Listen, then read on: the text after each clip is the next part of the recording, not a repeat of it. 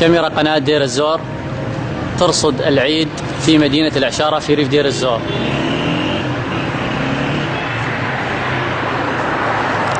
نلتقي مع أحد الأخوة لكي يخبرنا عن حالة العيد في مدينة العشارة وما هو موقفهم من الهدنة. بسم الله الرحمن الرحيم. طبعا نحن الآن في مدينة العشارة ليس لدينا أي مظهر من مظاهر الفرح أو السرور بهذا العيد، رغم أنه عيد من رب العالمين نقدم فيه الأضحيات، ويقدم فيه الشعب الإسلامي والعربي في كافة أنحاء المعمورة الأضحيات من أجل أن يتقربوا إلى الله سبحانه وتعالى، بينما نحن في سوريا إخوانكم نقدم الشباب الذين هم في مقتبل عمري وفي زهر عمري، الذين ضحوا بدمائهم من أجل هذه الثورة، ولن نتراجع عن ثورتنا حتى النصر أو الشهادة بإذن الله. كيف هي مظاهر الفرح أو مظاهر العيد؟ طبعا أخي الكريم لا يوجد أي مظاهر الفرح.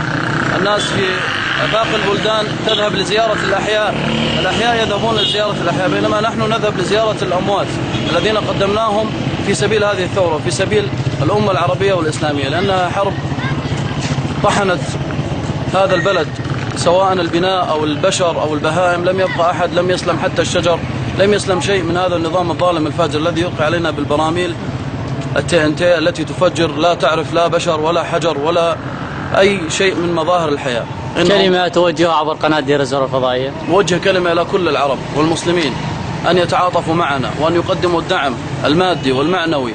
نحن بحاجة إلى كل شيء من أجل أن ننتصر بثورتنا، ونحن بحاجة إلى مساندة إخواننا في الدول العربية والإسلامية أن يقدموا لنا كافة الدعم من أجل أن نكمل ثورتنا وننتصر بإذن الله سبحانه وتعالى على هذا الطاغية، مهما طال عمره أو طالت طياراته قصفها من جميع المناطق. سننتصر بإذن الله ولن نتراجع عن هذه الثورة. شكرا لك. شو العيد؟ ما بعيد. ليش؟ عبال يجينا الطيران. تتخاف من الطيران؟ لا. شلون أجل؟ والدبابات والمدفعيات والطيران ما خلونا نعيش. ما رحت على الحديقة؟ لا. ولا على المرجوحة؟ لا. ليش؟ والطيران.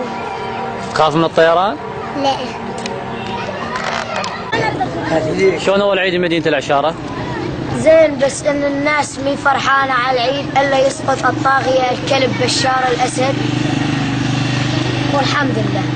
رحتوا على الحدائق اشتريتوا؟ لا. ليش؟ كله من العام، ما في بضاعة، كله مسكر من وراء القصر.